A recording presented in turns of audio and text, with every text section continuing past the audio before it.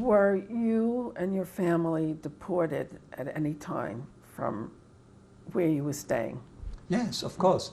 In May 1942, we were sent to Theresienstadt.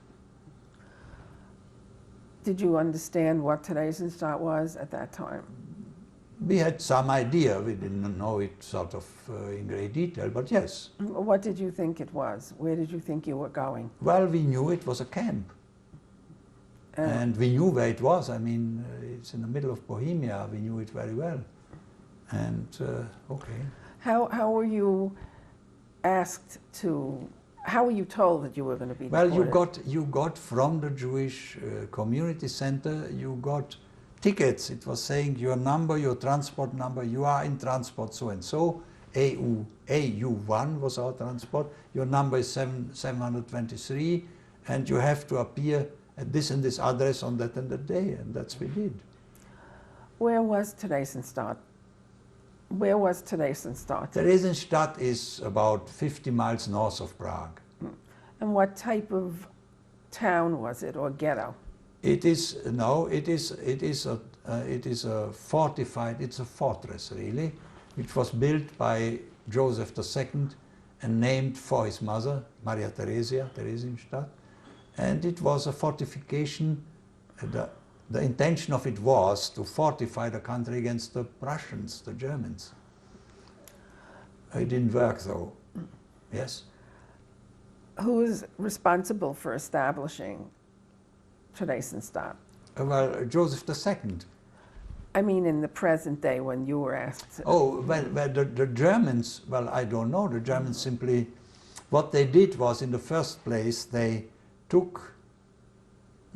sent two transports, I think 500 and 1,000 people, called Aufbaukommando, AK1, AK2, who cleared some of the barracks and prepared it for the arrival of great numbers of people.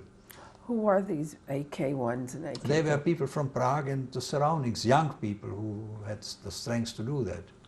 They were Jewish people? Yes, yes. Did you know anybody? Yes, I knew a few of them. Who were they?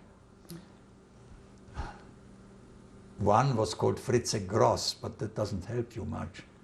They were from all walks of life, but all were young, sort of 20, 25, that sort of thing.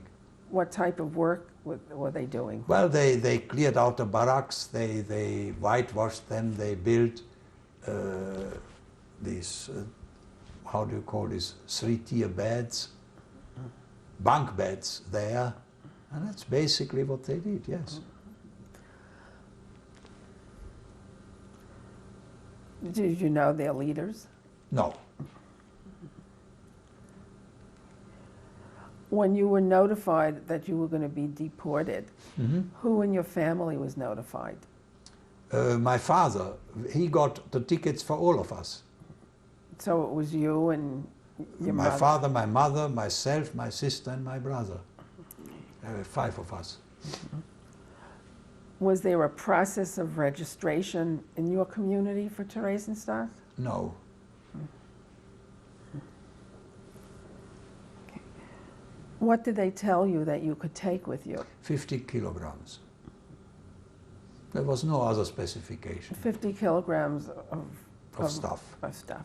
Yes. You had mentioned that the banks were restricted to Jews at that point. The banks? The banks. No, of course. Yeah. You couldn't. No. You could not take money? No. Okay. What did you take with you? Oh, some bedding and some shoes, and you know, the most useful things, we thought. When did you leave for Theresienstadt? 12th of May. What year? 42. And you were how old at that time? 22. Did you hide any of your own possessions or No. valuables? No. Did you turn anything over for safekeeping to anybody? Yes. My violin and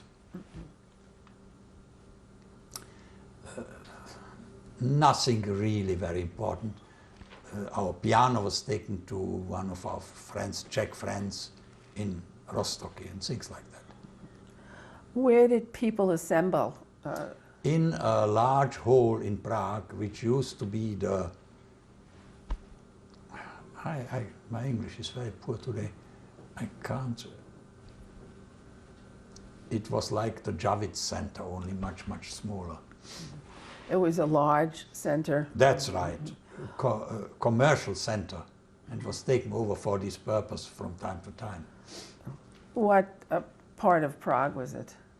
Prague, Holešovice, it's not important. How many people were assembled when you were there? About 1,000, that was the standard size of a transport. Were they from Prague or? Yes, they were from Prague and from the surroundings.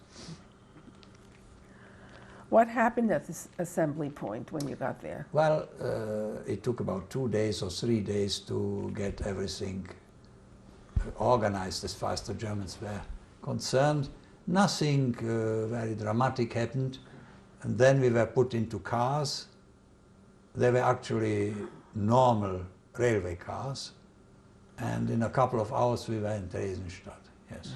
Did they give you any identification for Theresienstadt?